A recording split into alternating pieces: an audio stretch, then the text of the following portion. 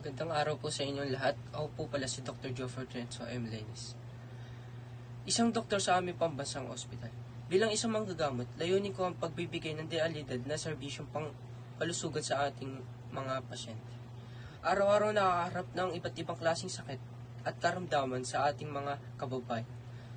Ang trabaho ko ay hindi lamang tungkol sa pagre-reseta ng gamot, kundi pati na rin sa pagsusuri at pagtutukoy ng tamang diagnosis para sa kanilang kalusugan.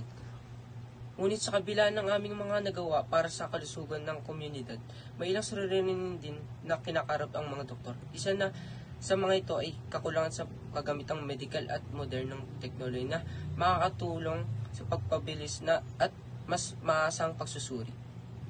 Hindi rin makikala ang problema sa understaffing kung saan ang dami ng pasyente ay mataas kaysa sa bilang ng mga doktor. Ito ay nagdudulot ng mas mataas na workload para sa amin na maaaring magresulta sa pagod at stress. Sa gitna ng aming mga suliranin, nais kong iparating sa panawagan sa mga kinauukulan. Sana bigyan ng masuring pansin ang pangangailangan ng mga gamot at pangangailangan ng pasyente upang may pagpatuloy po natin ang pagtutulungan upang ang kalagayan ng kalusugan sa ating komunidad. Maraming salamat po sa inyong oras at pag-unawa.